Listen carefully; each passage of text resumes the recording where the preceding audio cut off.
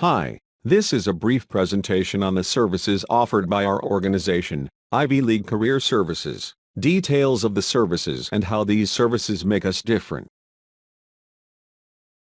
Our organization, Ivyleague Career Services, was created in 1994 to bridge the gap between education provided by educational institutes, such as schools and colleges, and the expertise needed to excel in competitive exams, careers and life. Actually, the standardized syllabus followed in schools and colleges serves its need excellently well for the educational purpose for which it is designed. But, aptitude tests such as SAT, GMAT, GRE and IIM-CAT require not only a different set of specific knowledge and its corresponding application but also a certain attitude and approach which is needed to handle the academically challenging courses and the future careers based on them. Ivyleague Career Services help students prepare for aptitude tests such as SAT, GMAT, GRE, IIM-CAT and campus placements tests. We also guide students in the complex application process for admission to premier global MBA programs and undergraduate and MS programs in the Ivy League colleges and universities in the U.S., through our admission consulting programs. There are 9 factors that differentiate us from other organizations. I will explain them in detail so that you can get our perspective about them. First of all, at Ivy League, we know that aptitude tests such as GMAT, SAT, GRE, and IIM-CAT are designed by experts in psychometrics, a super specialized area of psychology, and not by teachers of English and mathematics. Aptitude tests may have questions that look like mathematics or English language questions, but they are basically questions testing your intelligence and attitude. Put simply, the questions of aptitude tests are designed in the language of mathematics and English, but are different from what students are exposed to in the name of mathematics and English. So all our test prep programs are designed by psychologists who are experts in psychometrics.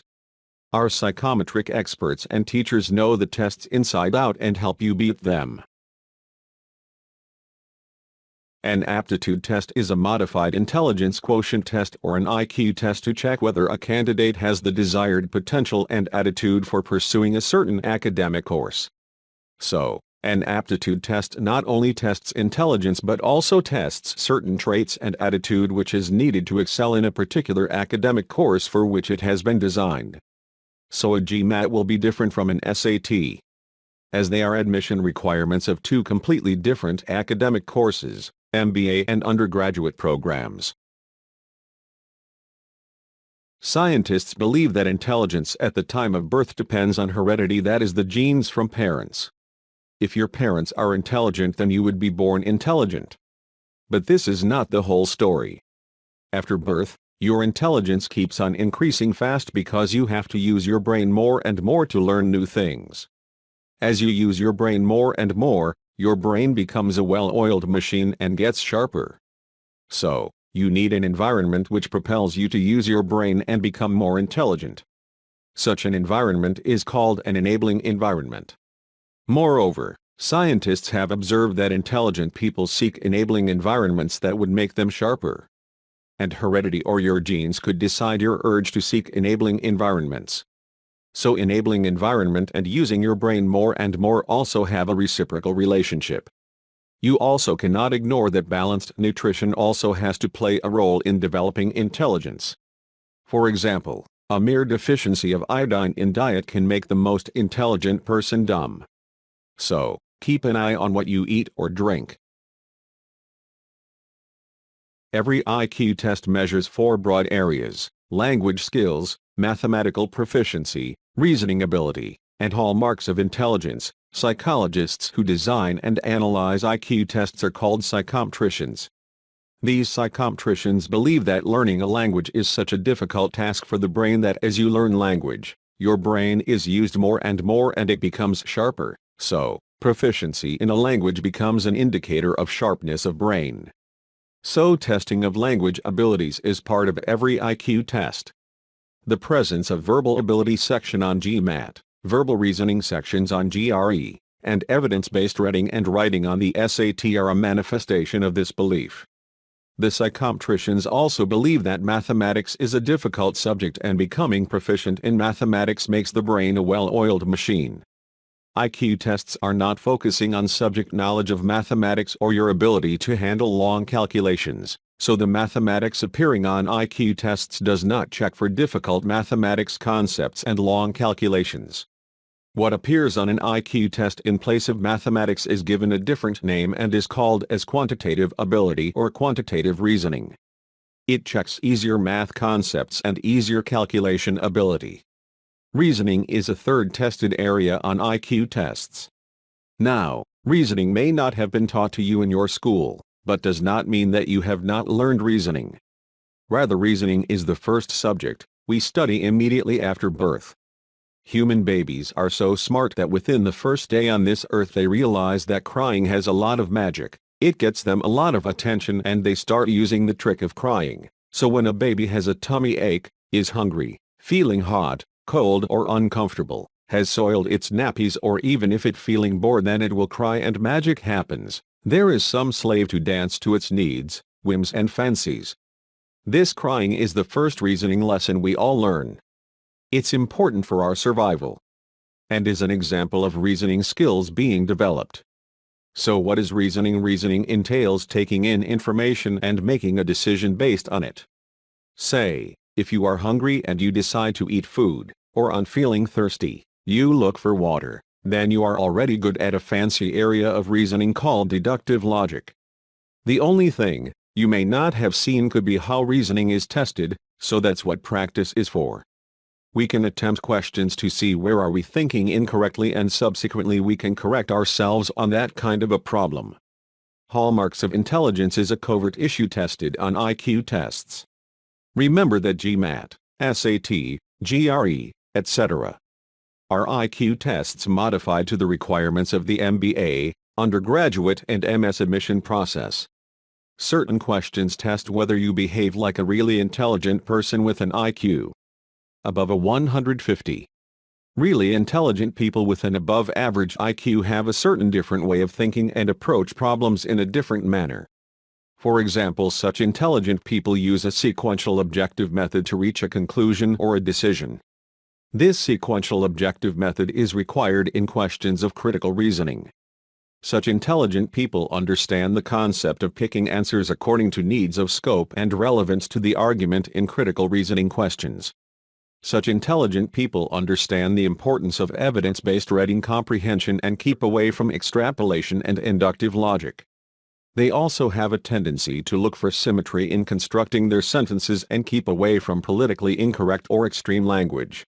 They also do not rely on their memory and have an inclination for doing scratch work or rough work to calculate their answer accurately. Moreover, they use different strategies to do different kinds of questions.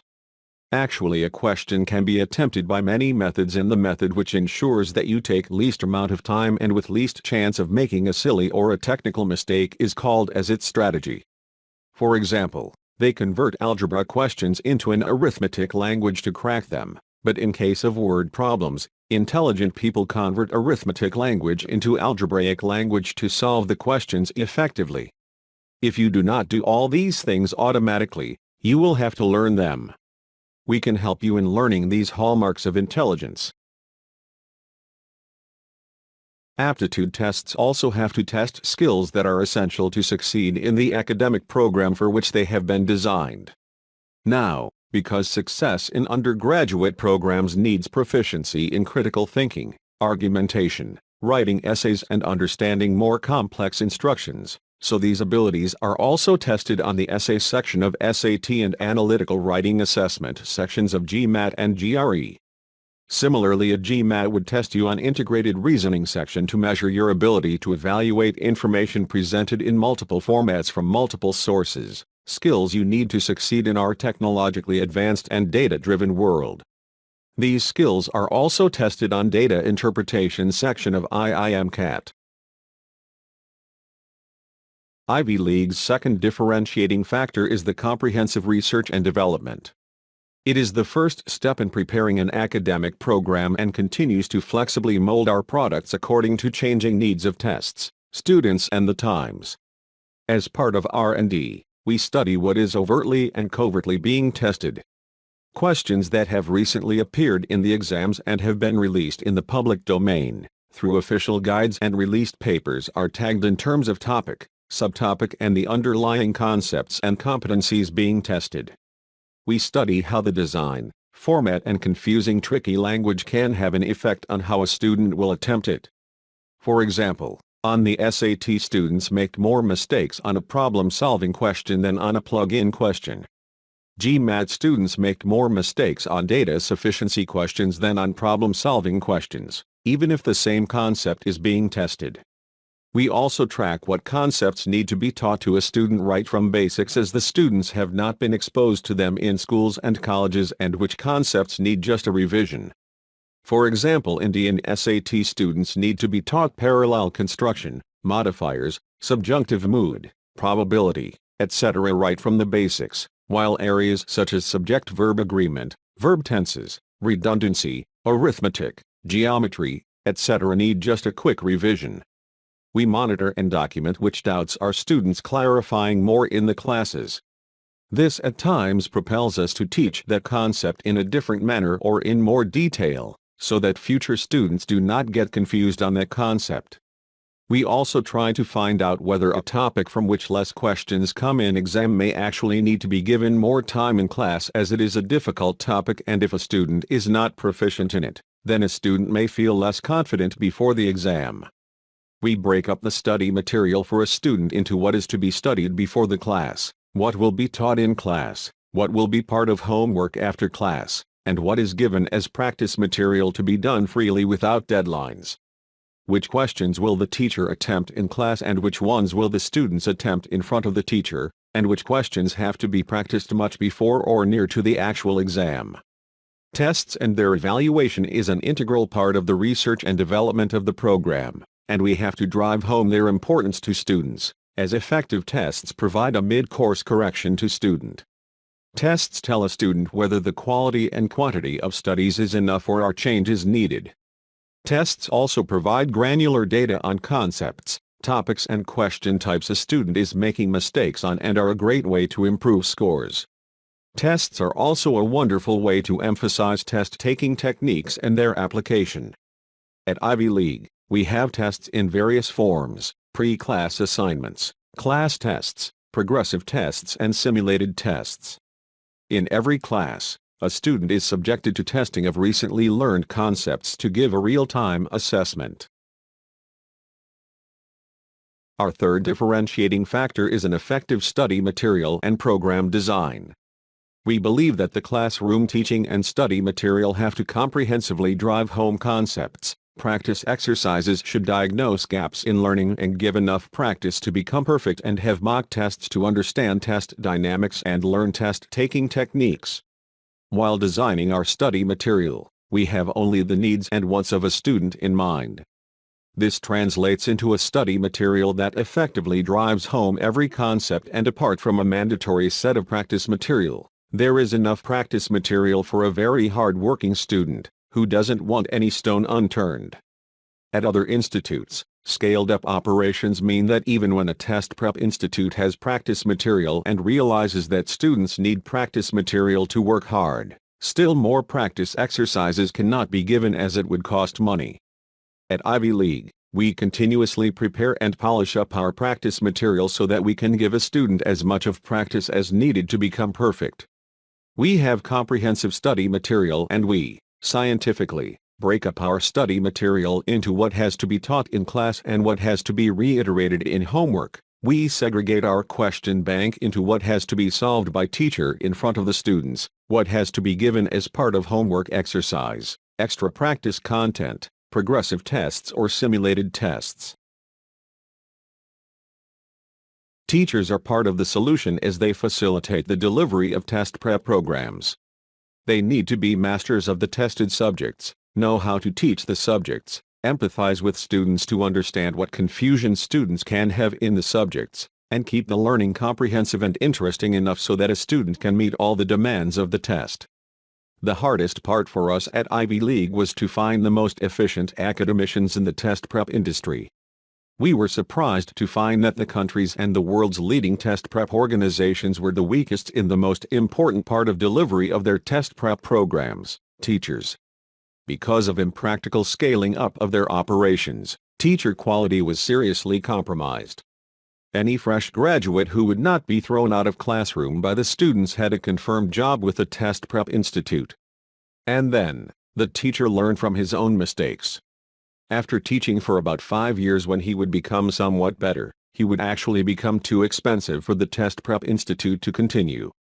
This teacher would move out of the institute or be asked to leave because he would start suggesting changes to the test prep program, and these changes would come in the way of scaling up and markups.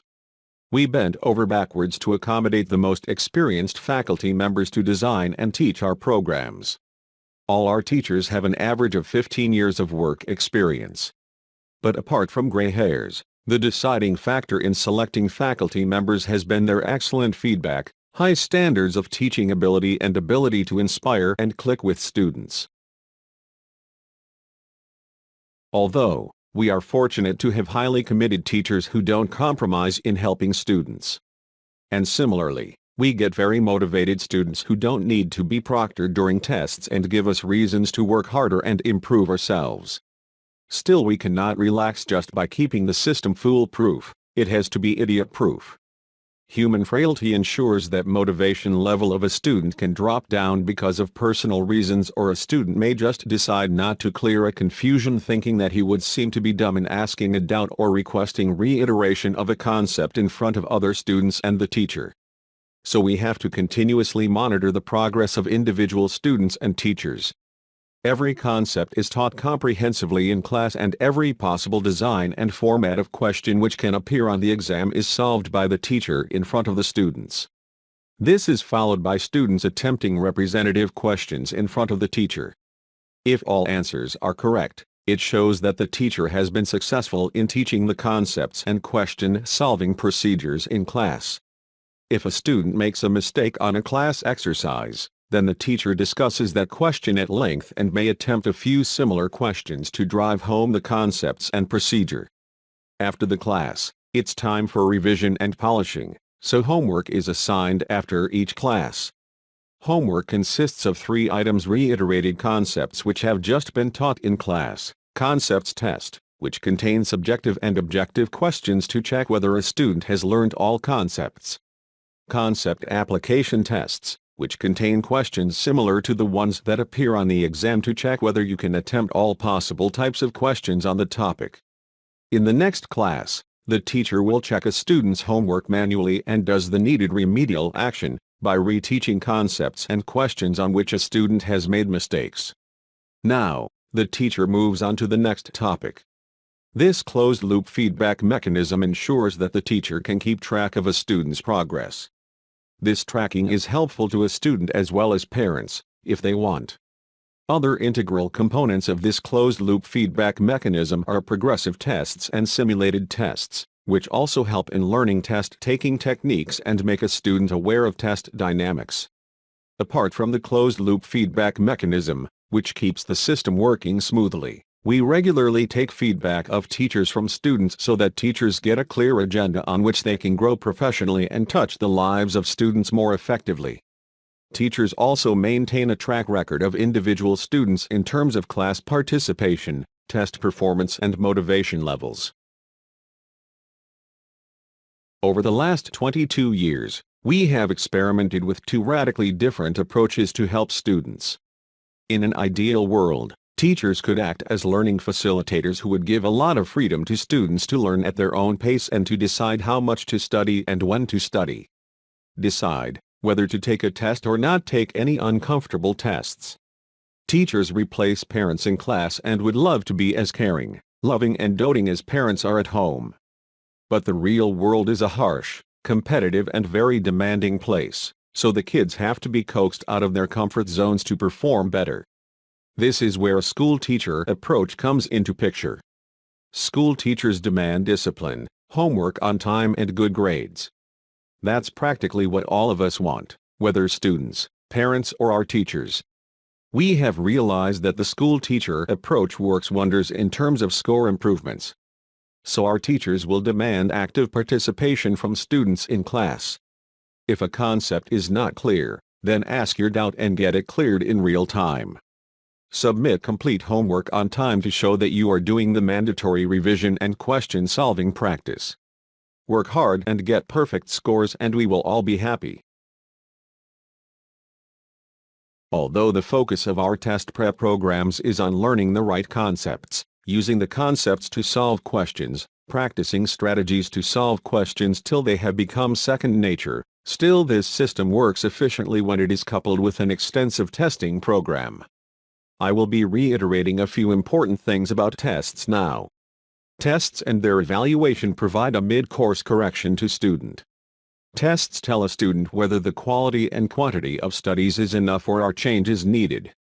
Tests also provide granular data on concepts, topics and question types a student is making mistakes on and are a great way to improve scores. Improving scores on tests are a great tool to increase confidence in a student, and confidence is the biggest score booster on the day of the actual exam. Confidence is the most important thing to be carried to the examination center. Tests are also a wonderful way to emphasize test-taking techniques and their application. At Ivyleague, we have tests in various forms: pre-class assignments, class tests, progressive tests and mock tests. In every class, a student is subjected to testing of recently learned concepts to give a real-time assessment. So there are 6 types of tests a student has to go through. Unlike school exams, on an aptitude test, a student would already have a certain score without even preparing, because a student would already have intelligence and certain level of competence in traits being tested. But a student, at the beginning of preparation, really does not know how good, bad or ugly he is at the complete test or the various tested subjects. This is where a diagnostic test can do wonders. It gives a real picture to a student about the road ahead and the need to learn. This practically motivates a student to work harder during the test prep program. During every class, once the teacher has exhibited solving all types of representative questions possible on a topic, now, students are given a class test to check whether they have learned the topic well. Any mistakes on class test leads to remedial action by teachers. After every class, teachers assign homework, which has separate tests to check whether a student has learned all concepts taught in class and whether the student can attempt all types of questions that can be framed on those concepts. This homework of individual students is checked by teacher to understand any remedial actions needed for the whole class or customized solutions needed for an individual student.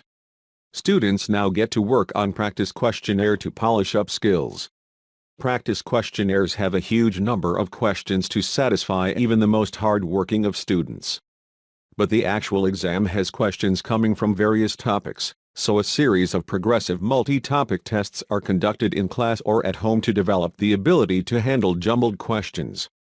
Now comes the real challenge, when students have become great at all topics, but when they take a complete exam, then they cannot get a perfect score. Why?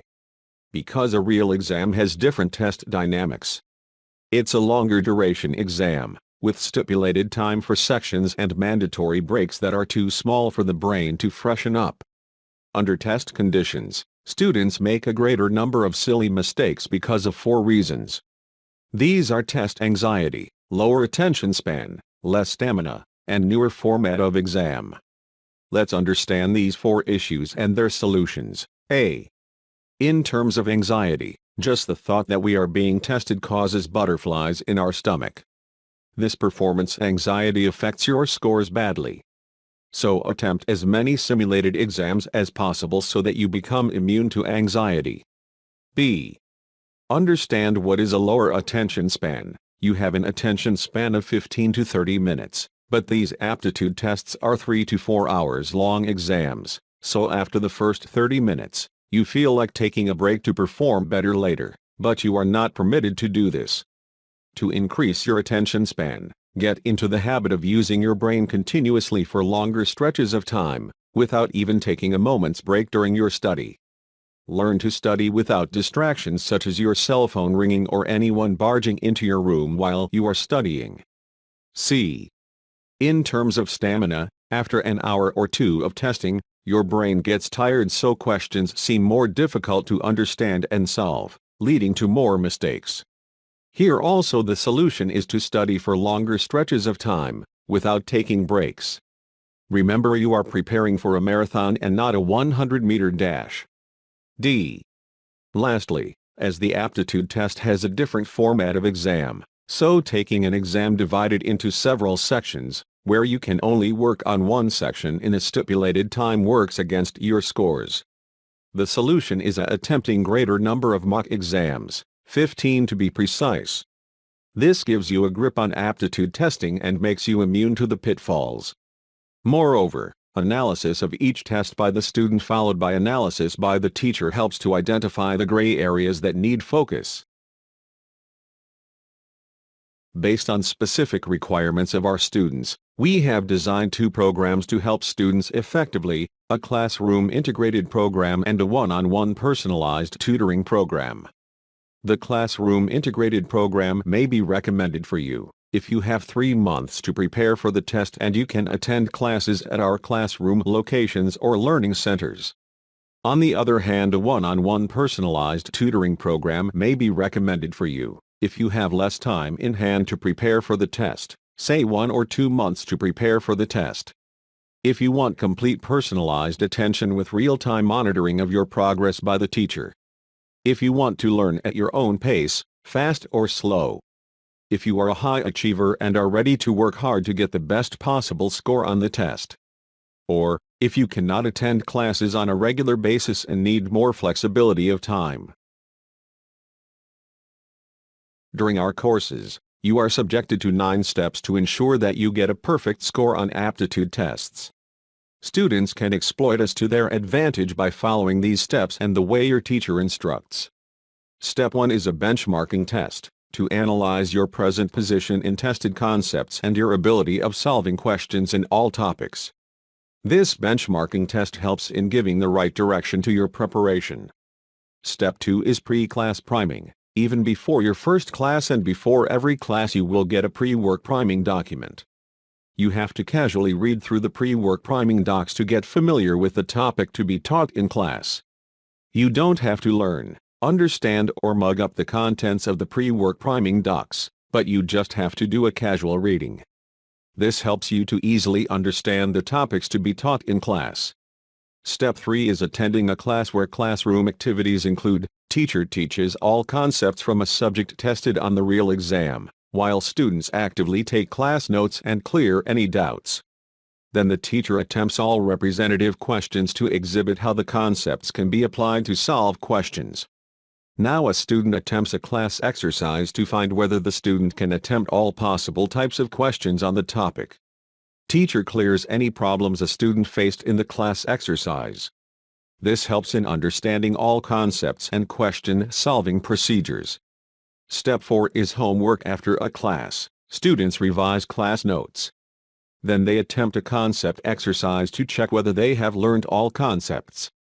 After this, students attempt another concept application exercise to check whether they can attempt all possible types of questions on the topic. Step 5 is next class. Here, the teacher will check students' homework manually and does the needed remedial action by reteaching concepts and questions on which mistakes have been made. Step 6 is practice for perfection. Students can practice more questions from practice question banks and clear any doubts with your teacher.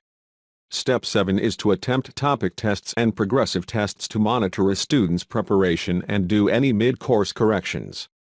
Step 8 is to attempt simulated exams or mock exams to learn test dynamics and test-taking techniques under your teacher's guidance.